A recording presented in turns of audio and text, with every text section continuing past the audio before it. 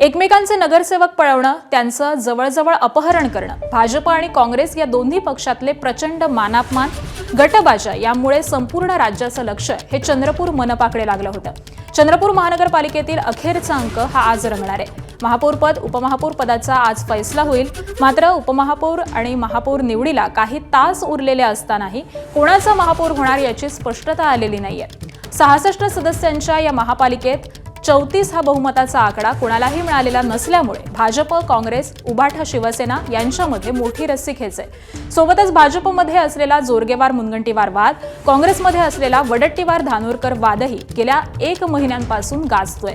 चंद्रपूरचं महापौर पद ओबीसी महिला प्रवर्गासाठी राखीव आहे. सकाळी 11 वाजता महासभेच्या कामकाजाला सुरुवात होणार आहे. बहुमत कोणीही न गाठल्यामुळे काँग्रेस आणि भाजप दोन्ही पक्षांकडे ठाकरेंच्या शिवसेनेला सोबत घेण्याचा पर्याय आहे. त्यातच ठाकरेंच्या शिवसेनेनं देखील महापौर पदावरती दावा केल्यामुळे सस्पेन्स हा कायम आहे.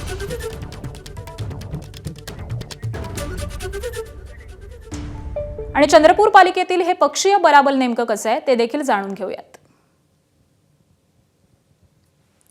तर एकूण जागा आहेत 66 आणि बहुमतासाठीचा आकडा आहे 34. काँग्रेसकडे 27 नगरसेवक आहेत. ठाकरेंची शिवसेना 6, शिवसेना 1, भाजप 23, वंचित 2, अपक्ष 2, काँग्रेस समर्थित जनविकास सेना 3, बसपा 1 आणि एमआयएमकडे 1 नगरसेवक हा निवडून आलेला आहे.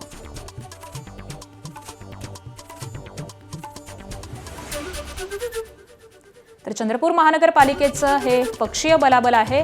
बहुमताचा आकडा 34 आहे, एकूण जागा 66 आहेत. मात्र बहुमताचा आकडा हा कोणत्याही पक्षानं अजूनही गाठलेला नाहीये.